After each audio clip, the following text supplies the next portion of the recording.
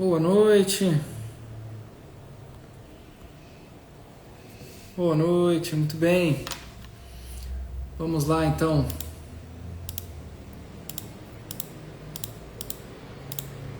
Hoje live especial porque amanhã celebraremos, né, o Corpus Christi, uma das celebrações mais importantes da igreja. E o motivo pelo qual é uma das celebrações mais importantes da fé da igreja nós vamos descobrir já, tá bem? Vou mostrar para vocês num instantito, certo? Antes de tudo, sejam muito bem-vindos, é uma alegria acolhê-los por aqui. Vamos lá então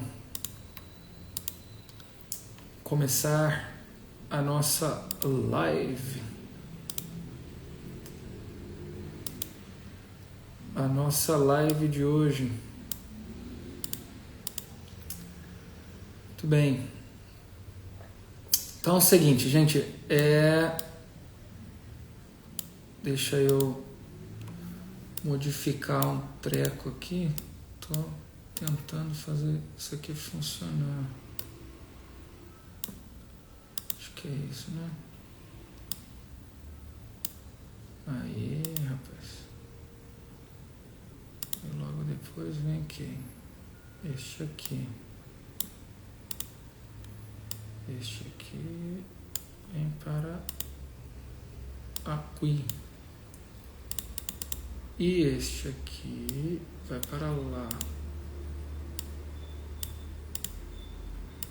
Aqui. E esse aqui. Muito bem. Pronto. Então, dei um tempinho aqui enquanto fazia uma edição aqui num post que eu acho que ficou bem legalzinho para vocês, enquanto o pessoal entrava, mas vamos lá. Então, vamos começar aqui a nossa live de hoje, tá certo? Como eu disse, eu quero explicar para vocês as origens do Corpus Christi, tá bem? Mas mais do que dar atenção às origens do Corpus Christi, eu quero mostrar para vocês algumas coisas em relação à presença real de Nosso Senhor Jesus Cristo na Eucaristia. Oi, meu bem, seja bem-vinda, que bom que chegou. A sua presença muda absolutamente tudo aqui. Tudo bem? Que é verdade. Sem você não tem como começar. Então eu estava enrolando até você entrar. Você entrou, agora podemos começar. Então vamos. O Corpus Christi é mais um daqueles presentes maravilhosos que nós recebemos do século XIII, tá certo? Corpus Christi, a celebração do Corpus Christi tem origem na Idade Média, de fato, no período da Alta Escolástica, filosoficamente falando ali, no século XIII, tá certo? 1200 e pouquinho, com algumas visões de uma santa, tá certo? Eu vou explicar isso já. Mas a verdade é que o Corpus Christi é um baita de um presente do século XIII, assim como várias coisas são um presente do século XIII, como por exemplo São Tomás de Aquino, com as suas obras monumentais, com inclusive as orações e os cânticos próprios do Corpus Christi, a sequência do Corpus Christi, o Tantum Ergo e o Laudazione Salvatore e assim sucessivamente. Também temos lá no século XIII um São Boaventura da Vida, temos no século XIII Santa Juliana de Liege, temos no século XIII, enfim, uma infinidade de coisas, né? Temos no século XIII, bom, são as obras de São Tomás de Aquino, de fato, citando ele mais uma vez, mas obras monumentais que solucionam vários dos problemas do aristotelismo árabe, né? Sobretudo de Averroes, com uma Suma contra os Gentios, com De Unitate Intellectus. Temos o crescimento da Universidade de Paris, Universidade das Artes de Paris. Temos, enfim, várias outras universidades grandiosas e assim sucessivamente. Temos a dogmatização no Quarto Concílio de Latrão da presença real de Nosso Senhor na Eucaristia para combater uma heresia que se levantou no século anterior, século XI, mas que estava em voga à época, chamada a heresia dos cátaros e dos albigenses. Enfim, para dizer para vocês que o século XIII é um baita de um século, assim, de fato é aquele tipo de tempo, a gente olha para trás e fala, caramba, eu queria estar lá, né? Deve ter sido muito maneiro viver no século XIII, né? E conhecer tanta gente maravilhosa, Santo Alberto Magno e assim sucessivamente. Muito bem, o fato é que lá no século XIII viveu também uma religiosa, uma freinha muito simples, chamada Santa Juliana de Liege, ok? Santa Juliana vivia em Liege, na Bélgica, tá certo? E lá nessa diocese, esta religiosa, né, que era membro das irmãs da Ordem de Santo Agostinho, tem algumas visões. Tudo começa com Santa Juliana de Liege tendo algumas visões, tudo bem? Essas visões de Santa Juliana aconteceram ali em meados da década de 20 do século XIII, né? Mais ou menos nessa época, tá certo? Ela havia nascido em 1193, tá certo? E as visões acontecem ali em torno da década de 20 do século XIII, então 1220 e pouquinho. As visões que ela tem são as seguintes. Basicamente, ela vê a lua e uma faixa preta, coberta por uma faixa preta. A visão da lua coberta por uma faixa preta é interpretada por Santa Juliana, que conta a visão para seu diretor espiritual, para vários outros sacerdotes, etc., né? Para que ajudassem a compreender aquilo, né? E também a realizar o que Jesus lhe pedia através daquela visão. Ela entende que a lua simboliza a igreja, tá certo? Bom, o símbolo da lua em relação à igreja está bastante simples. Por quê? Porque a lua não tem brilho próprio. A lua brilha com um reflexo do sol, não é isso? Ou seja, a lua é uma imagem daquilo que brilha, mas que recebe a luz de Cristo, né? Que a ilumina, a embeleza e assim sucessivamente. Mas a faixa preta que estava cobrindo parte da lua, ela entende como sendo a ausência de uma festa celebrada, uma festa católica que celebrasse a presença real de Nosso Senhor na Eucaristia.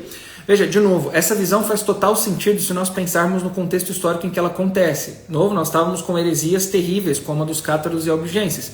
O que são essas heresias? Né? Basicamente, considerar que tudo aquilo que é material, físico, corpóreo é mal, é ruim. O que isso significa? Significa que, veja, absolutamente tudo aquilo que é dotado de matéria é tomado como mal, ok? Tipo o matrimônio, tipo comer, tipo reproduzir, fazer filho e a própria Eucaristia, porque é dotada de matéria. Ou seja, Cristo não deve estar realmente presente na Eucaristia porque ele é dotado de matéria e a matéria é má, tá certo? Essa é a ideia da heresia dos cátaros e albigenses, né? O espírito de fato é que salva, a carne é malvada, a gente deve fazer penitências severíssimas, morrer o mais rápido possível, porque de fato o espírito é o que salva, o corpo não presta para nada. Essa era a ideia deles. É uma ideia dualista, evidentemente, que separa corpo e alma como duas coisas distintas no ser humano, não sendo como que o corpo e a alma a mesma e única pessoa, mas o corpo é uma coisa, a alma é outra coisa. O corpo é mau e a alma é boa. Há uma visão um tanto quanto maniqueísta da realidade, né? Ou seja, existe o mal e existe o bem, que são duas divindades, duas forças que se embatem.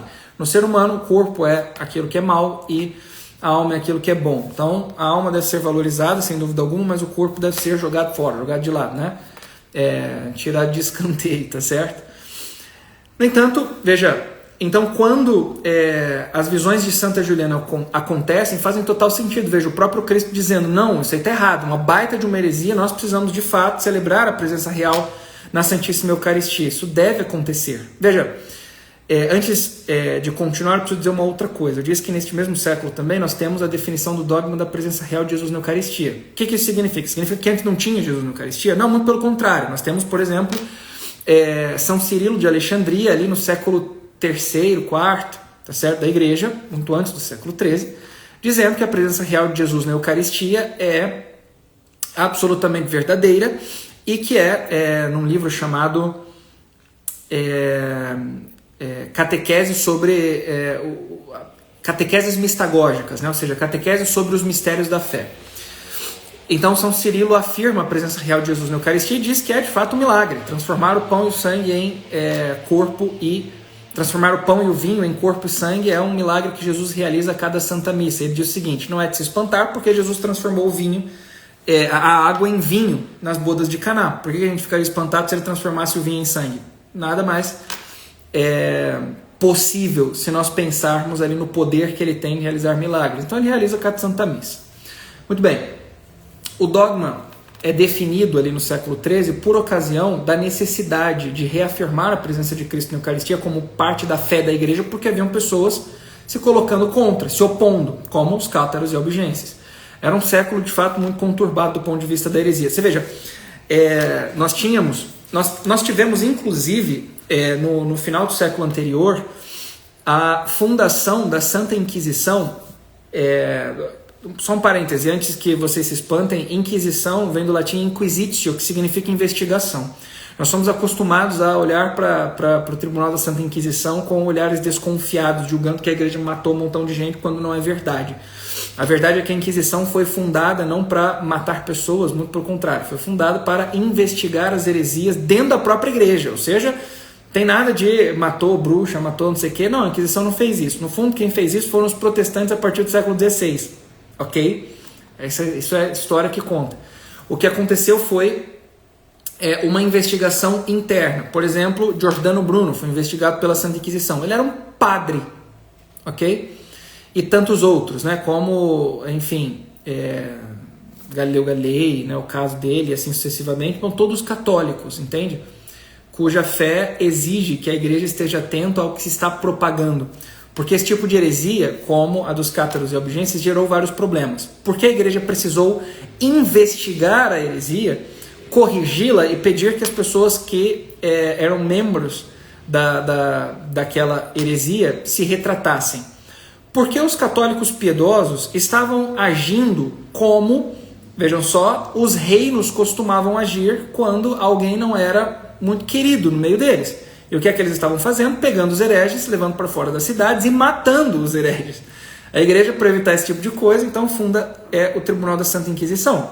Ou seja, veja, a solução que a igreja dá para o problema é definir um dogma, instituir algo, um tribunal para investigar a coisa, tá certo? E ao mesmo tempo, nesse mesmo momento, nós temos, então, uma santa que vê Nosso Senhor Jesus Cristo, tem uma visão mística, inclusive ela era mística, ou seja, ela via Nosso Senhor Jesus Cristo, que diz para ela que ele deseja, né, caminhar no meio do povo uma outra vez, e ele mostra esse símbolo da lua, que ela compreende como a igreja e a ausência de uma festa que celebra a presença real de Cristo na Eucaristia, ou seja, tudo aponta de alguma forma para a necessidade de reafirmar a fé católica, a fé da igreja na presença real de Jesus na Eucaristia, e que isso seja instituído numa festa. Muito bem, Santa Juliana contou isso para o seu diretor espiritual à época, que era chamado, o nome dele, né, era Padre Jacques Pantaleão, ok? Esse era o nome do diretor espiritual de Santa Juliana de Liege, tá certo? O padre escuta a visão mística de Santa Juliana, pede muita prudência e assim sucessivamente. Santa Juliana falece em 1258 e ela vê a festa sendo instituída localmente falando, ok? Ela vê ali na diocese de Liege o seu bispo, Dom Turrote, eu esqueci o nome dele, o primeiro nome, Dom Turrote, ele instituindo a primeira celebração de Corpus Christi, mas de maneira local, isso em 1247. Ela falece em 1258, então ela vê a festa de fato sendo celebrada, mas de modo local, tá certo? Ali na diocese de Liege mesmo, na Bélgica. No entanto, olha só que coisa interessante. Esse mesmo padre, diretor espiritual de Santa Juliana de Liege, Jacques Pantaleão, seguiu como sendo sacerdote pelo resto de sua vida, até que em 1261 acontece um conclave que o elege como papa. Curiosamente, ele não era cardeal. Ele foi um dos pouquíssimos casos em que a igreja nomeou um papa que não era cardeal. Veja, depois de Jacques Pantaleão, somente mais 3 outros homens foram nomeados papas e que não eram cardeais. Jacques Pantaleão não era. Eu percebo nisso aqui, eu vejo nisso um movimento claro da divina providência, entende? Veja, Deus realizando uma obra porque ele quis. Ele quis que Jacques Pantaleão estivesse lá. Curiosamente, ele foi papa durante pouquíssimo tempo. Ele foi eleito papa em 1261 e faleceu em 1264. Não antes de instituir a festa de Corpus Christi. Por que ele o fez? Porque Santa Juliana de Liege teve as visões, ele sabia daquelas visões? Também. Mas acontece algo de mais fantástico ainda. No próprio ano de 1264, Jacques Pantaleão, Papa Urbano IV, está na cidade de Orvieto, na Itália, quando um outro sacerdote que estava celebrando a missa numa paróquia na cidade ao lado da cidade de Orvieto, tá certo? Ali na Itália, que aqui, deixa eu mostrar para vocês o nome da cidade, para eu, como dizem os mineiros, matar a cobra e mostrar o pau, né? Então, deixa eu dizer aqui, lá na cidade de Bolsena, tá certo? Fica bem do ladinho ali de Orvieto. E aí, o padre, que se chamava Pedro de Praga, estava celebrando a missa, mas ele duvidou da presença real de Jesus na Eucaristia. De fato, veja, como eu disse, período de heresia, cátaros e objetos, dizendo que não tem Jesus presente na Eucaristia, porque o corpo é mau e não deve ser alimentado, portanto Cristo não se faria homem. E aí, veja só, né? O padre começa a duvidar, evidente. Ou seja, se tem uma heresia rolando, é óbvio que ela vai atingir os fiéis de algum modo, inclusive o clero, né? Então o sacerdote passa a duvidar da presença real da Eucaristia, indo para a igreja, ele duvida de fato de Cristo presente na Eucaristia, começa a celebrar a missa duvidando, e no ato da consagração acontece que nada mais, nada menos do que o pão em suas mãos se transforma em carne, e uma gota do sangue escorre e pinga no corporal que está sobre o altar, tá certo? Vocês sabem que existem algumas alfaias, né, que são os panos santos da celebração da Santa Missa. Um deles se chama corporal, que é aquele que o padre abre, né, e fica embaixo assim do cálice, da âmbula, enquanto a missa está sendo celebrada. E uma gota do sangue caiu no corporal. O padre enrola o corporal, o corpo de Cristo transformado em sangue, corre até o Papa e mostra para ele o milagre, tá certo? Quando o Papa Urbano IV, Padre Jacques Pantaleão, olha para aquela cena, ele se lembra da sua dirigida espiritual, Santa Juliana de Liege, e das suas visões. E lembra que Cristo havia pedido que queria uma festa pela qual ele pudesse passar no meio do povo uma outra vez. E ele institui então a festa de Corpus Christi. A festa de Corpus Christi, então, foi instituída em 1264, tá certo? E a celebração de Corpus Christi é uma festa que celebra a presença real de Cristo na Eucaristia, mas além de celebrar a presença real de Cristo na Eucaristia, existe um outro ponto, que é uma procissão que marca essa celebração, pela qual Cristo caminha no meio do povo uma outra vez, da mesma forma como ele caminhava quando estava aqui, neste mundo, ensinando os seus apóstolos, realizando milagres ou sinais, tá certo? Que apontavam para a sua crucifixão, paixão, morte, né, e ressurreição, tá certo? Cada uma das suas atitudes, dos milagres, do estar no meio do povo, é rememorado quando ele caminha na procissão de Corpus Christi, tá certo? Originalmente, não haviam tapetes, né, na procissão de Corpus Christi. Os tapetes, eles são uma invenção posterior, aqui no Brasil, na época do Brasil colônia, mas eles existiam também na Espanha. A Espanha também começaram a fazer tapetes. No entanto, é uma invenção posterior, não é uma realidade presente desde o início da festa de Corpus Christi, tá certo? Vejam só, quando o Papa Urbano IV institui a festa com essas duas características, Cristo passar no meio do povo em procissão e ao mesmo tempo ser celebrada a sua presença real na Eucaristia, ele pede para que um frei dominicano escreva os cânticos desta Santa Missa, desta celebração, né? A sequência de Corpus Christi e algum cântico. para a celebração. E este frei dominicano, para quem ele pede, não é ninguém menos do que Santo Tomás de Aquino, tá certo? De fato, ele havia pedido para um outro frei chamado São Boaventura. Curiosamente, eu tenho os dois aqui em cima da mesa, tá certo? Tem aqui um São Boaventura e um Santo Tomás de Aquino. Os dois escreveram cânticos para a celebração de Corpus Christi. São Boaventura pediu para São Tomás assim: daqui, deixa eu ler o seu para ver como é que ficou. Ele leu de São Tomás, depois de ter lido de São Tomás, ele pega o dele mesmo. São Boaventura pega o que ele escreveu e rasga assim, e diz: vamos ao seu, porque o seu é muito melhor, né? Essa história é muito boa. E aí então, na festa de Corpus Christi, fica decidido que seria cantado, né, o Tantum Ergo Sacramento e o Laudazione Salvatore, tá certo? São os dois cânticos que estão presentes na celebração de Corpus Christi, tá certo? Então, muito bem, essa é a história de Corpus Christi, eu queria trazê-la para cá, contar para vocês, tá bom? E dizer mais duas coisinhas. A primeira delas é a seguinte, que a instituição de Corpus Christi, ela tem, aliás, que a presença real de Nosso Senhor na Santíssima Eucaristia, ela é marcada, sem dúvida alguma, por uma reflexão filosófica. Como é que nós falamos a respeito da presença real de Jesus na Eucaristia?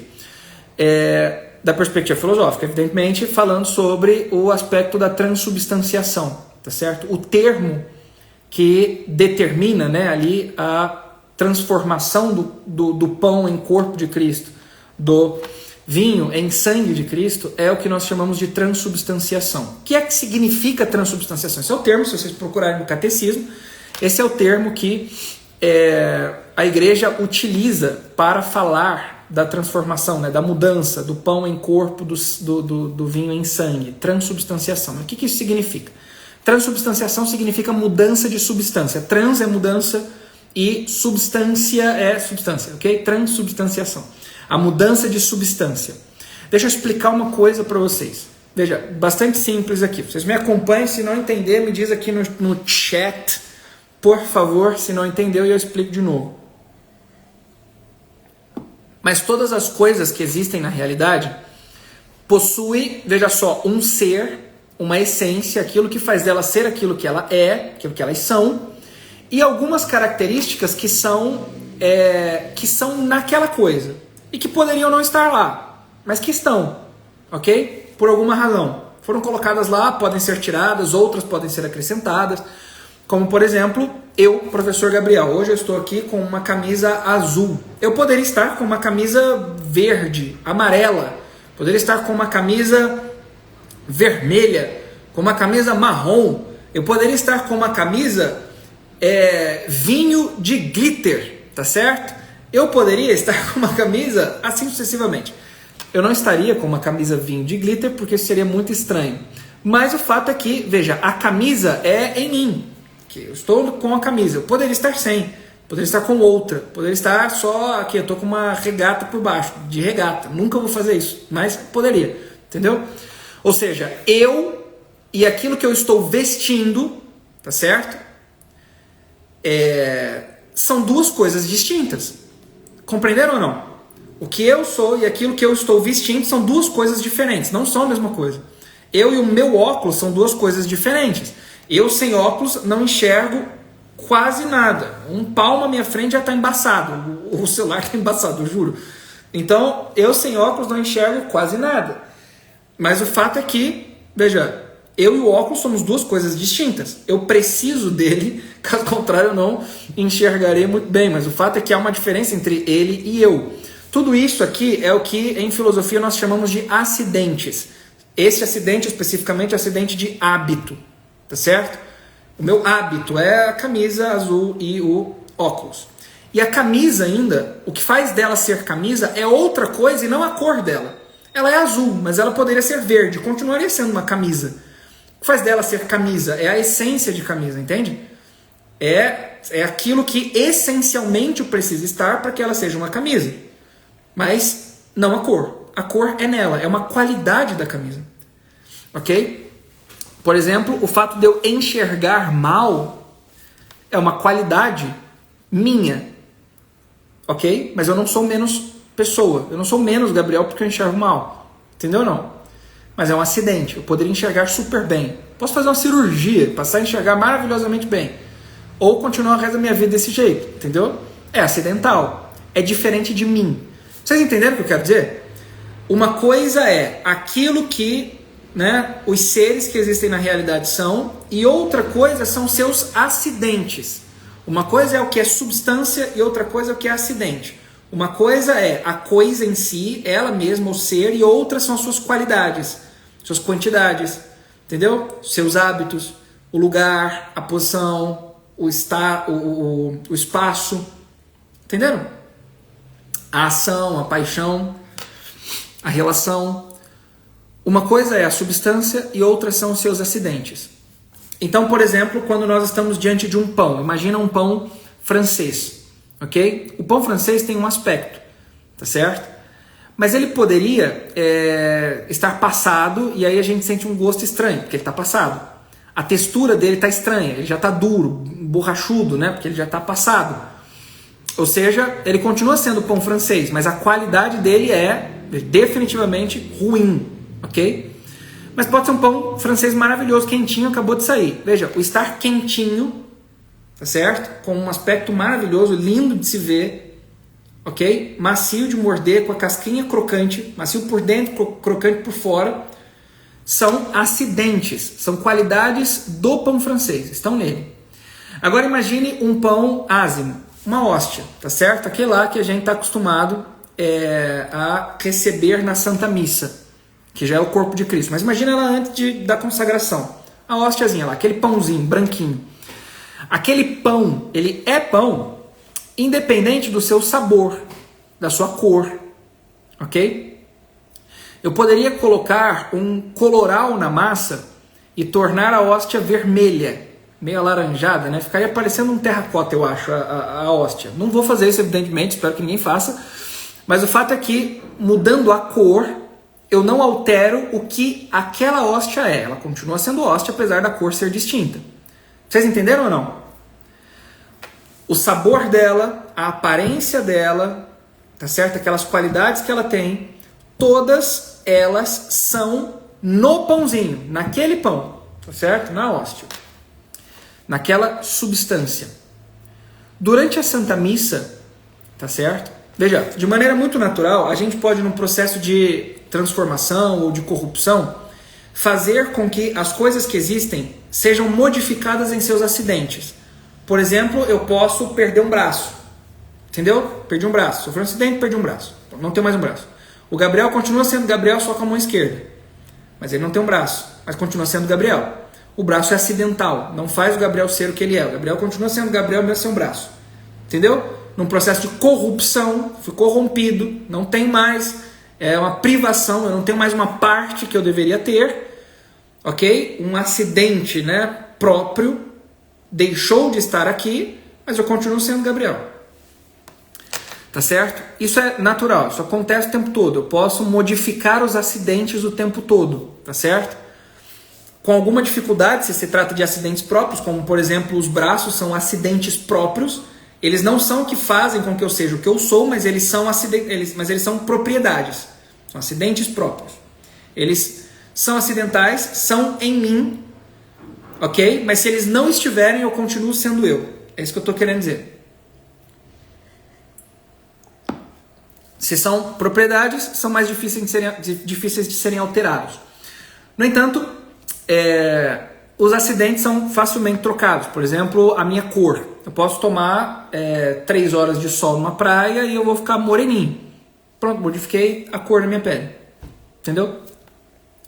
Eu posso tomar um banhozinho, trocar de roupa e pronto, modifiquei o meu hábito.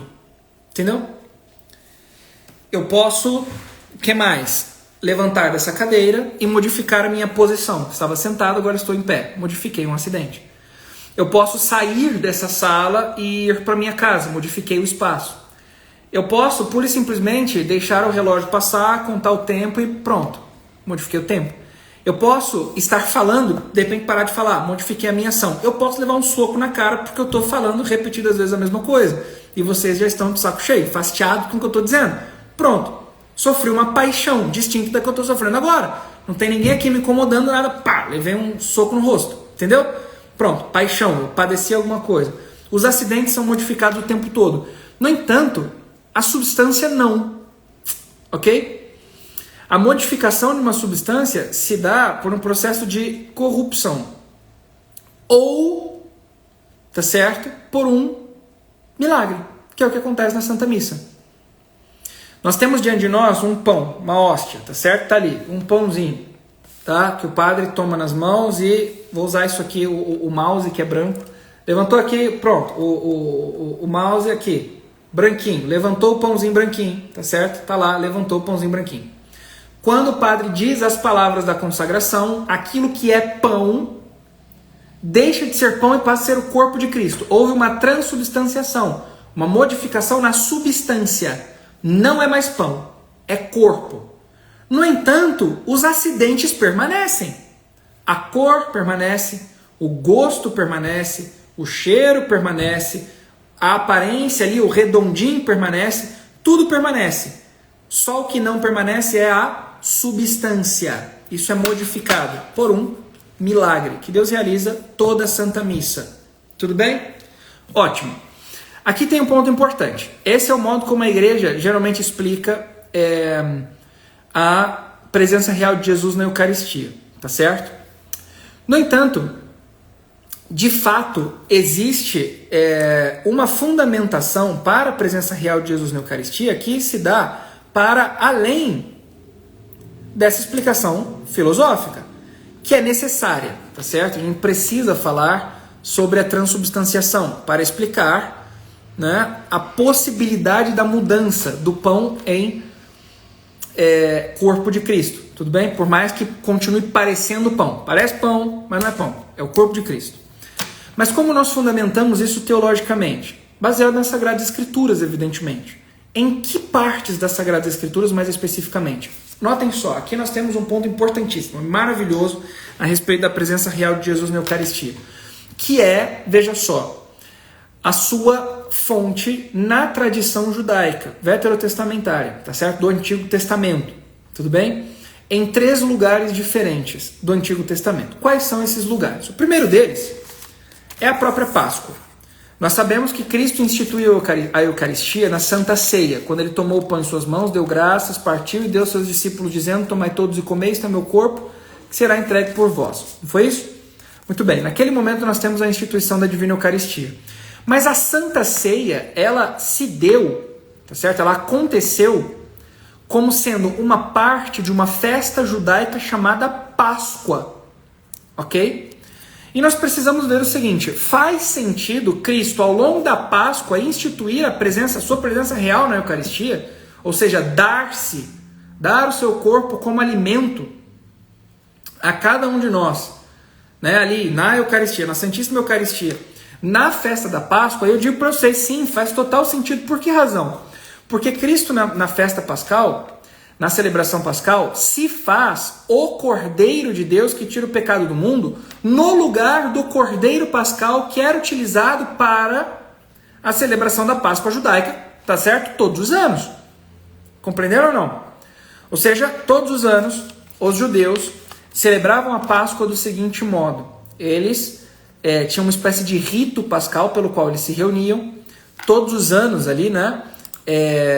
No dia 14, no primeiro mês, tá certo? Do ano. E em todos estes anos, né? Em que eles se reuniam para celebrar a Páscoa era celebrada com um rito muito específico, tá bem? E aqui eu quero indicar para vocês a leitura de um livro maravilhoso que eu não sei onde está. Tá aqui, peraí. Achei. Aqui, pronto. De um livro maravilhoso chamado Jesus e as Raízes Judaicas da Eucaristia. Esse livro aqui tá todo marcadaço porque eu dei uma super palestra sobre ele há pouco tempo. Eu recomendo que vocês leiam e que vocês estudem este livro, tá bem? Jesus e as Raízes Judaicas da Eucaristia. Eclésia, comprem, leiam e se deliciem. A leitura é maravilhosa, é ótima, e o conteúdo do livro é, assim, dos melhores que eu já tive a possibilidade de ler na vida, tá certo? Eu recomendo fortemente que leia. E ali o Brent Pitre, ele explica que a celebração da Páscoa, ela tinha um rito que se dividia, rito entre aspas, que se dividia em 4 cálices de vinho que deveriam ser bebidos, tá certo? Em 4 momentos distintos. Esses 4 cálices marcavam 4 momentos da celebração da Páscoa judaica. O primeiro deles, tá certo, era o cálice da santificação. Era o cálice que iniciava a Santa Ceia. O segundo cálice era chamado cálice da proclamação, tá certo? Que era marcado por 2 coisas. Essas 2 coisas são as seguintes. A primeira delas é que neste segundo cálice, o patriarca, né, o pai da família, aquele que estava à frente da celebração pascal, tomava o pão ázimo, pegava o pãozinho, molhava num molho que estava misturado com ervas amargas, comia e distribuía para todos os que estavam na mesa. Tudo bem? Esse é um primeiro marco do cálice da proclamação. E o segundo é a proclamação, quando, veja só, toda celebração pascal, um filho da família deveria perguntar: pai, por que esta noite, por que este jantar, por que esta ceia é diferente de todas as outras? E aí o pai deveria contar a história do Êxodo, começando por Abraão e indo até a saída do Egito, citando literalmente a passagem de Deuteronômio 26, a partir do versículo 5, que diz: o meu pai era um arameu errante. E aí ele cita Abraão e vai falando da história até a libertação do povo do Egito. Tá bem?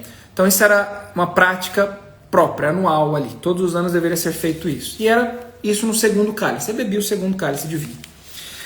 Tá certo? O terceiro cálice era chamado de cálice da bênção. E esse cálice da bênção, ele tinha uma característica bastante específica, que era quando o patriarca pegava o pão e dizia: pai, eu te louvo porque... Como é que ele dizia? Eu te dou graças... Como é que é? Pelo pão, fruto da terra. Era uma sentença simples. Pai, eu te dou graças, eu te louvo pelo pão, fruto da terra. Essa era a frase dita aqui pelo patriarca no momento em que ele erguia, né, o pão, tá certo? E depois de dar graças e abençoar o pão, ele distribuía a todos os que estavam ali. Depois vem o quarto cálice, que é o chamado cálice do louvor, quando eles cantavam os salmos de louvor a Deus, né, que é chamado de Halel. Halel em hebraico significa louvor. Aquilo que a gente chama de aleluia. Aleluia é aleluia. Aleluia é o que? É o louvor ao Yahvé, ao Deus de Israel, né? Ao Deus dos hebreus. Muito bem. Que é o Deus único e verdadeiro, né? Esse era o itinerário da Páscoa judaica. Nosso Senhor Jesus Cristo, ele passa por 3 destes cálices. Bem, ele começa a Páscoa judaica. A gente tem uma passagem em que ele molha o pão no molho e dá para Judas, né? A gente pode supor que esse seja o momento do segundo cálice. E o terceiro cálice está bem claro porque foi o momento em que Cristo instituiu a Eucaristia. No entanto, logo depois de instituir a Eucaristia e distribuir o pão entre eles, ele diz que um deles haveria... como é que é? Um deles... bom, isso já foi feito. Judas já havia saído. Depois de instituir a Eucaristia, eles se levantam e vão para o Getsemane, tá certo? Para o Horto das Oliveiras. Ou seja, Cristo não bebe o quarto cálice e não canta os salmos de louvor a Deus. Tá certo? Mas ele menciona o quarto cálice lá no Getsemane, no Horto das Oliveiras, quando ele diz: pai, afasta de mim esse cálice, mas que seja feita a tua vontade, não a minha, né? Ele menciona o quarto cálice que ele deveria beber, tá certo? Que era o momento do fim da Páscoa, que encerrava a celebração da Páscoa com o quê? Com o comer a carne do Cordeiro. Ele dá, de fato, a sua carne na Santíssima Eucaristia, mas o seu sacrifício é realizado na cruz. Quando ele bebe de fato o cálice, no momento em que ele diz: tenho sede, antes de entregar o Espírito ao Pai, e bebe o vinagre que eles levantam, né, na esponja e entregam para Jesus. O quarto cálice é bebido na cruz. E o Cordeiro que deveria ser crucificado, de fato, se oferecer em sacrifício pela humanidade, pela redenção do homem, de fato é oferecido, o próprio Cristo. E essa sua oferta, esse seu sacrifício na cruz, gera para nós a nossa salvação. E ao mesmo tempo, é o que qualifica, tá certo? É o que atualiza a presença real de Cristo na Eucaristia, tá certo? É o que faz dele presente na Eucaristia. São as suas palavras de ordem que, veja só, tornam a sua carne aquele pãozinho. Mas o que dá eficácia é a sua morte na cruz, porque é ali que ele se torna o Cordeiro Pascal. Compreenderam aqui? Esse é o primeiro elemento de presença real de Cristo na Eucaristia que nós vemos nas Sagradas Escrituras. O segundo deles é o maná do deserto. Quando nós olhamos para o Antigo Testamento, veja, se Cristo se dá na Eucaristia e os judeus acreditavam no Talmud babilônico, eles dizem que o Messias virá na noite da Páscoa. Se o Messias virá na noite da Páscoa, esse Messias deve ser um novo Moisés, que há de instituir uma nova Páscoa. E se ele há de instituir uma nova Páscoa, ele há também de começar, a partir da instituição dessa Páscoa, um novo êxodo, tal qual fez Moisés. Moisés celebra a Páscoa com os judeus no Egito, para quê? Para logo depois ir embora, para a Terra Prometida. Ou seja, quando Cristo institui uma nova Páscoa, ao mesmo tempo em que ele institui uma nova Páscoa, ele começa uma caminhada de saída em direção a alguma terra que ele nos promete, que é o céu, a eternidade. Compreendeu? Ou seja, nós estamos de passagem aqui. Neste momento é instituído que na teologia católica nós chamamos de homo viator, ok? É o homem em viagem, a caminho do céu e da eternidade. Agora vejam só.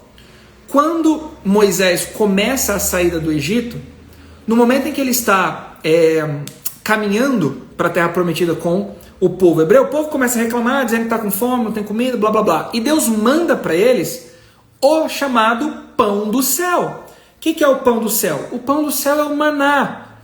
O que é o maná? Maná é uma palavra hebraica que é, na verdade, uma pergunta, tá certo? Os hebreus, quando olharam para o maná, para aquilo que surgiu no chão, na manhã seguinte de Deus ter prometido que aquilo aconteceria, e se perguntam, o que é isto? Em hebraico a pergunta é manhu. Nós traduzimos isso para maná, ok? Maná é uma pergunta no fundo, o que é isso? Eles não sabiam o que era, e não sabiam o que era por um motivo simples, aquilo era o pão do céu, Deus havia mandado do céu aquilo para eles, entende? Havia ali um milagre, Deus mandou para eles o pão do céu. E aí veja só, esse pão do céu serve para eles de alimento para o quê? Para o caminho em direção à Terra Prometida. O maná começa a cair no deserto para que eles se alimentem desse maná, e ele para de cair no exato momento em que eles entram na Terra Prometida. Não tem mais maná na Terra Prometida. E veja só um outro detalhe. Quando o maná começa a cair do céu, isso é descrito no capítulo 17 do livro do Êxodo. E eles comem o maná, aquele pão descido do céu, eles dizem que aquilo tem gosto de mel, ok? Quando eles dizem que aquilo tem gosto de mel, isso é uma pista para nós. Pista de quê? De que aquele maná era uma antecipação da Terra Prometida. Por quê? Porque a Terra Prometida é uma terra onde corre o quê? Leite e mel. Entendeu? Então, quando eles comiam o maná, eles tinham uma prova, um teste, uma antecipação da terra que eles haviam de receber de Deus quando chegassem lá. Compreenderam? Nosso Senhor Jesus Cristo, quando institui a Divina Eucaristia, ele a institui também como um alimento para o caminho. Veja só, se nós estamos caminhando em direção ao céu, logo depois do santo sacrifício de Cristo na cruz, nós estamos caminhando em direção ao céu, nós precisamos de um alimento.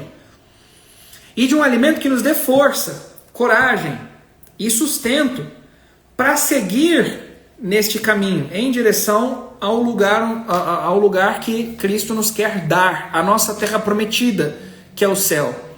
Ao mesmo tempo em que esse pão precisa ter um sabor, como tinha o pão de Moisés, que antecipava a terra prometida. Ele não tem um sabor sensível, mas o Cristo Eucarístico é a antecipação do céu.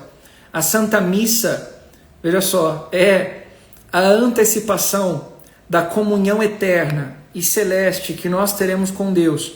A contemplação divina, o milagre da realização da presença de Cristo e entrar em comunhão com Ele, através da Divina Eucaristia, na Santa Missa, é uma antecipação do que nós viveremos no céu.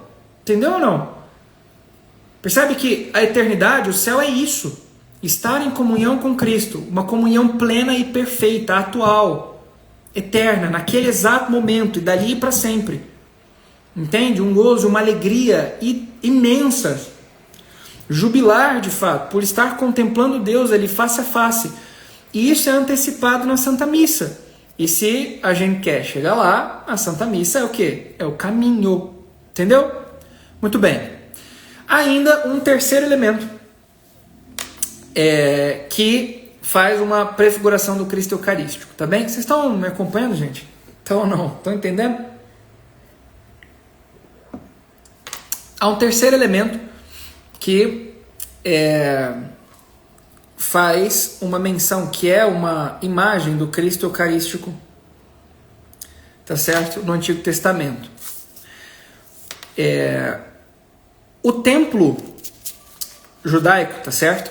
Que fora construído lá no Antigo Testamento por Salomão, depois foi destruído e foi reconstruído no tempo do imperador persa Ciro, tinha 2 lugares muito especiais. Veja, eu vou mostrar para vocês como é que era o templo. Deixa eu ver se eu consigo mostrar aqui para vocês. O templo tinha uma área externa, que era um quadrado assim, tá certo? Que era chamado de átrio. Vou botar uma seta aqui, ó, imagina. Essa seta aqui indica a entrada, tá bem? E logo ali tinha um altar. Logo ali fora tinha um altar. Esse quadrado é um altar. Então aqui é o átrio externo, no átrio externo tem um altar. Mas lá dentro do templo tem o templo propriamente dito, né? Um lugar fechado.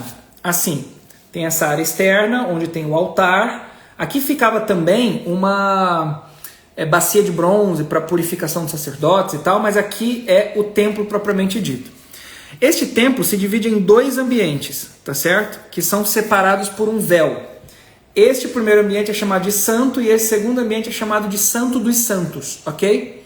No santo dos santos ficava a arca da aliança, tá certo? A arca da aliança fica aqui. No segundo templo, aquele que eu disse que foi construído lá no tempo do imperador Ciro, rei da Pérsia, né? Sob a ordem de Esdras, tá certo? Não tinha a arca da aliança porque a arca da aliança se perdeu no exílio da Babilônia.